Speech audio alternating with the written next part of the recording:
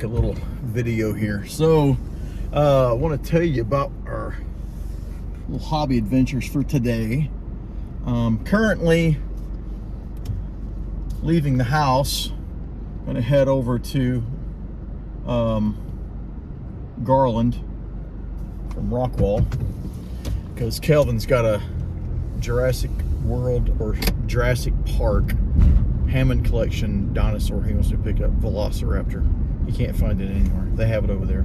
So yeah, I gotta drive almost 30 minutes one way to go get a toy. So anyway, I told him I'd do it, so I don't mind. And I get me something to eat. But the main part of this video is tell you about the two places today. But I went in regards to Diecast. So I sold a bunch of odd Diecast cars, and that I didn't want anymore. I'm doing this from memory, I don't remember. I think I made like 80 bucks or something. It's either 80 bucks or 120 bucks, I don't remember. But I made some money, so that gave me some room to buy some stuff I really want. By the way, there's a really cool El Camino in front of me. Early 80s El Camino. Late 70s El Camino. I had some money. So I went to Canton on Friday, which is known for its large trades day, flea markets. And I didn't really find a lot of stuff that I was looking for, but I did find a couple things. And we'll be putting a video up pretty soon about that haul. So anyway, today and yesterday I was looking out online trying to find a few things. I found a few things on eBay I like, so I bought some of those things, and they'll come in the mail this next week or so. And then today, actually yesterday, I reached out to a guy. He had an ad on Facebook Marketplace, 50 years of Hot Wheels or collection or something, selling everything. And I thought that sounds kind of cool. And he's in Greenville, Texas. I was about 20 something minutes away. Wonder what that's all about. So I reached out to him, heard back, and I asked him if he was going to be around at all today. He said pretty much yes, all day long. I was like, okay, cool. And then I tried to contact him today, and I never heard back from him. So I started looking around, and I found another guy. Just happened to be in my neighborhood, just a little ways down. And he had a really impressive Hot Wheels collection, premium cars. And he had the mirrored shadow boxes, acrylic ones. Nice stuff, like those $120 acrylic boxes. Anyway, his garage wall was lined with these things. Not the whole garage, but this one entire wall was just lined with Hot Wheels. Johnny Lightning, some Matchbox, most of it Hot Wheels. And almost everything he had real riders. So they were premium vehicles, wheel swaps and whatnot. But really cool stuff. And I asked him, I went over there and I asked him, I said, so why are you selling this stuff? So he's just one of those people like me who's just honing in. And he told me, he goes, I've already had this stuff many times, and I sell it, and then I regret selling it, and then I buy it back again. And I'm like, okay. So he's an older guy in his early 60s. But he was just hanging out watching football in his garage. So I came over, and he was letting me look through his stuff. And I found a couple cars I like, and I'll put those online after I do a review. I haven't even had time to sit down today and really check them out. But I picked up 4 cars from him today, $5 a piece. And I said, listen, I don't want to take up all your time, so let me make if you don't mind, let me take some pictures of your stuff on your wall or do some video, and then I'll go home and kind of peruse through it all. And he said, yeah, that's fine. He goes, and just take your picture and circle what you like and send it over to me, and I'll let you know what kind of deal I can make for you. It's all right. So I haven't had time to do that. So I went back to the house, and I just got back there, and then the first guy had contacted me back. He said, sorry, I was taking a nap. I'm missed your message. Yeah, you can still come. And he asked me to call him. So, all right, so I call him, talked to him on the phone, and it was starting to look like he only had like a couple hundred cars. And I was like, no, I don't really want to drive all the way out there just for a couple hundred cars. And it looked like he had like one tub of cars, maybe two. And I asked him, I said, so how many cars do you think you have there? He told me the story was a relative or somebody had passed away, and he didn't know anything about Hot Wheels, and he just needed to sell the stuff. Well, you're going, hey, you don't know anything about it, so you probably don't know anything about what this stuff's worth either. Cool, good for me. I don't want to rip you off, but at the same time, you're just trying to get rid of it. I'll be glad to help you. So I asked him, how many cars do you think you have? He said, oh, maybe we thought between 3,500 to 4,000. I went, oh, a whole lot more. He said they had like 5 of those big totes full of Hot Wheels, unopened. But he said like from the last 50 years. I was going, that's pretty cool. You got stuff from the 70s and all the way out. Can't wait to see this. But I was a little suspicious because he had some pictures of a bunch of loose cars, but looking at them, I'm like going, I don't really see anything from the 70s here. I mean, I might see one or two, but I don't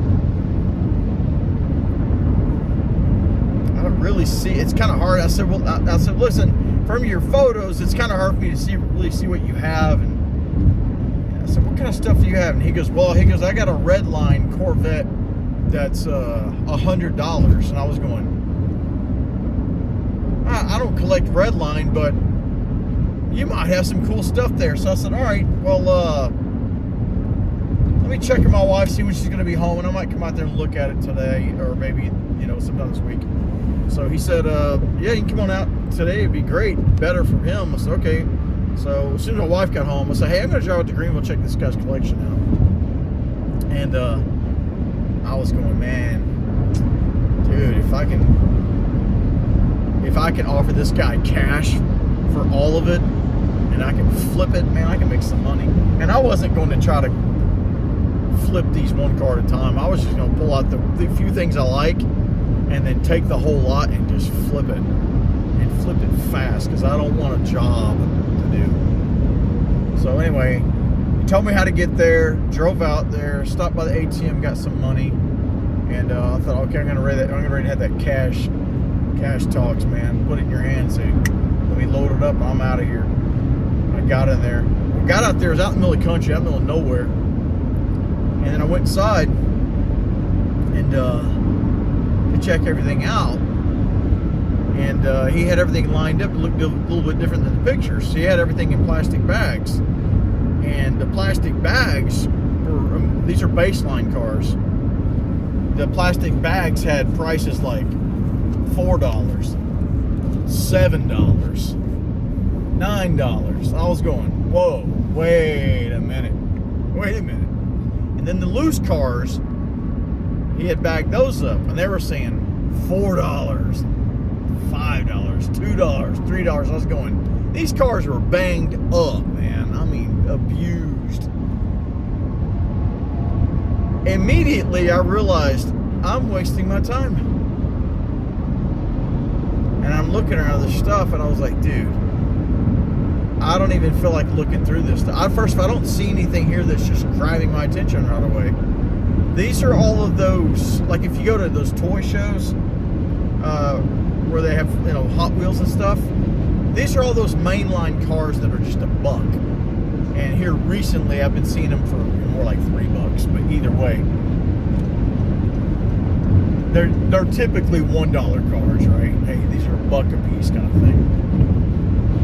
And loose cars, these are the ones you find in a bucket out there for 25 cents or maybe 50 cents. I mean, next to nothing. And most of them, nobody wants. They're just beat up. We're talking about cheap Happy Meal McDonald's cars that are worthless. I saw, for example, he had McDonald's cars, these little cheap plastic McDonald's cars for $8. I was like, dude, that ain't no. I mean, I haven't researched it. Maybe that particular one's worth that, but there were so many of that kind of thing. I went, no way. So I just told him flat, look, I'm already out here. This is really, I'm already out here. And I just told him, I said, listen, let me just tell you. And I went through the whole thing. Said, listen, well, let me say his. I said, how are you coming up with these prices? And he said, well, we're using Google, what's it called? Google Optical or Google something. Google Lens, maybe? I think he said it was called Google Lens. First of all, I'd never heard of that. It sounds pretty cool. And maybe it uses AI. I haven't researched this at all. I just heard about it today while I was there. And I literally left there less than 45 minutes ago. But anyway, so he said he's using this Google Lens to get the prices. And I said, well, where's this red line Corvette you're talking about? I just want to see it. And he went back and he showed me. And I went, that's not a red line, man. And he goes, well, I thought if it had the red line on the tires. And I was like, oh, no, that's not red. I said, here's the thing, man. I explained to him the whole thing, what a red line is. And then I also explained to him the difference of a Hot Wheel having the red line wheels on it. So it was confusing, and I explained it to him. But here's what he was using. He told me, he showed that he used this Google Lens thing, and he scans this car. I'll tell you which one it was. It was a 1976 Hong Kong base Corvette Stingray. If you look that up, if you go to Hot Wheels Wiki Fandom, you'll see the car I'm talking about. It's the very first one that was made. It's red with white. It's got these little yellow, like lightning kind of zigzaggy line things on the hood. That's the car. It was released also in not a multi-pack, but like a little 2-pack box and something else. They re-released it in 1985. It was a Kellogg's mail-away car that came back in a baggie, and that one had a Malaysia base. So I just showed him. I said, listen, you're using this thing. It's showing you $100. I said, I don't know. I haven't priced either one of these cars, but let me show you. I went over to the Wiki Fandom page, pulled up that car. I said, you can see this car's been released in at least 2 different ways. Okay, there's a Hong Kong base and there's a Malaysia base. Your Google Lens thing is looking at this car, and it does not know the difference between these two, because it's taking a picture and he's looking at the top. It's not looking at the base. It's not considering anything else. And it's giving you this, it's using some kind of algorithm to give you a price. And it's wrong. It's way wrong. And then I told him, so then what you do is you have to look at the base of the car you have to figure out which one exactly you have. Then go somewhere. I mean, maybe there's price guides. I know there's price guides for this. I don't have any. I said, but you can go to eBay, go search that car, go find that car, and make sure it's the same one, same base, same release, same year, and all that. Look at the car, make sure for sure that it's the same one, and you will see what people are asking for that car. Now, that's not the best indicator, but you can go to eBay and look at the items that have ended, and not just ended, but sold items.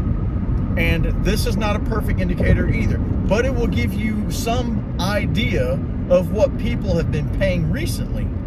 And from there, you can get an idea before you buy that car or before you sell that car of kind of what the going rate is, at least on eBay. So that'll give you some idea. But this Google Lens thing is so misleading. And here's the thing. He had spent the last several days, him and his wife, they're both retired. He said he spent like 10 hours each going through all of these cars using this Google Lens thing, getting prices. And I said, man, I feel bad for you because you spent all this time and you've mispriced everything that you have here. I said, so thing is, anybody who's going to come to your house and look at these cars, if they don't find some very niche thing they're looking for, they're not going, first of all, they're not going to pay those prices to begin with, but they're going to bring you down on your price. And they're going to have to prove to you why they think it's worth the price they want to pay versus what you want for it. And I don't know if people are willing to do that. They're just going to see your price and they're just going to walk. They're going to go, forget this. They're going to leave. I said, you're never going to move these products. Or you're going to have flippers come out here and they're going to offer you a bottom dollar for everything. And you're going to be super disappointed because they're going to try to turn this around and sell it at market rate and try to make it profit. And to do that, to make a profit, they're going to have to buy it way under that. And you're gonna have a big shock when you find out what they're gonna offer you. So you're in for a real big awakening. And then that guy was like, man, and he goes, I'm sorry I wasted your time and everything. I was like, it's okay, man. I said, I got me a few things today and stuff, so I drove out, but but I said this at least, you know what? I picked up one car. It was a little 959, a Porsche 959. I don't have it in my hand here, but it's black. It has the 5-dot wheels on it. I'll look it up when I get home, and I'll do a video, and I'll show you which car this is. But he had it priced for $3 loose, but it was in good shape. Is it worth $3? Probably not. But I was already there, and I said, that's a pretty cool car right there. And I said, I'll tell you what, since I'm already out here, I'll buy this one car from you. And he said, no, you've already given me enough information. I'll just let you have it. And I was like, oh yeah? You want to let me have a few more? No. But anyway, he gave me that car, and I thought, well, that's a fair trade. I gave you a lot of information. I was honest with you. I wasn't rude or demeaning. I gave you realistic expectations. And I told him, I said, hey, I'll check back with you in a few weeks, man. I'll be very interested to know how it goes for you for selling. But I said, you really are going to have to go back and redo everything because unfortunately you've gone about it the wrong way. So Google Lens, I don't know what you are. Today's the first time I heard about you, but you did a poor job for this guy. I don't know if it's meant for Hot Wheels, maybe it's meant for something else, but man, I'll tell you what, for hearing about it for the first time, that's not a good sign. So, last thing I can say is I left the guy's house, and I used to be a smoker, and I quit 10 years ago, and I'm so glad I did quit smoking because I've been away from it so long. I was in this house for a while, a long time. Long enough my wife called me, she was like, where are you? What's taking so long? But I just kind of felt like I needed to give back, you know? Some people, the guy's, he's got to get rid of it. He's trying to help somebody out, and I thought, well, I'll help him out. But, dude, when I left there and I got in the car, I was just like, I smelled like a chimney. It was so bad. I was driving home, and I thought, man, I'm going to have to pull over to the gas station and just wash my hands and my arms or something because I could barely stand it. And was supposed to drive over here like I'm doing right now to go pick up this dinosaur for Kelvin, and I went, there ain't no way I'm driving straight over there. I got to go home and change my clothes. So I did. I went home, changed my shirt, changed my shorts, washed my hands, my arms, and my hat. I had to change my hat, my 49ers hat. Oh, it smells like smoke. So yeah, when I get home, I still got to do a real good scrub down. I even had to wash my watch. I didn't even put my watch back on. I said, dude, everything smells like smoke. I did all that, got back into the car. When I got back into the car that I'm in right now, I could still smell the smoke. I was like, whoa. So yeah, if you can quit smoking, man, please do it. You gotta stop, man. It's a bad habit. I know, firsthand, I did it. I smelled like a chimney. I made everything around me smell like that. It was horrible. But I eventually kicked the habit, and hey, there's a good chance I might send that guy the link to my Holland Diecast channel, and he may come across this video. I don't mean it by any offense about the smoke, but I'm sorry. It's a reality, man. I had it myself, and I got past it. But yeah, it was all over me, man, whenever I left there. So Anyway, it was an interesting experience. I will go home and go through that video of in that guy's garage from earlier today and find me some other cool cars. But I do know that those cars are going to be more than $5. But they're nice. And you know what I'll probably do? I'll probably put that video up just so you guys can see, because it was so cool. I might just put it up. You'll like it. Anyway, that's about it. I'm almost to the Target I need to go to get Kelvin's thing. And this was a very long video. Hope you like my story. Very long-winded and detailed, but sometimes part of being a diecast collector is kind of sharing your stories of what you come across on hunts. So if you watch this video and you listen to it, leave me a comment, man. I'd like to know what kind of experiences you've had. My other experiences is whenever I pick up bulk Lego, man, you want to talk about some, I'm sure I've talked about it in other videos, but man, you want to talk about some crazy stuff you find in Legos. Man, I found needles and thumbtacks and Tootsie Rolls and pennies and bullets. The last one had bullets in it. It was nuts. Anyway, thanks for watching. Leave a comment, like, and subscribe. Hit the bell for notifications, and we'll talk at you later. Bye.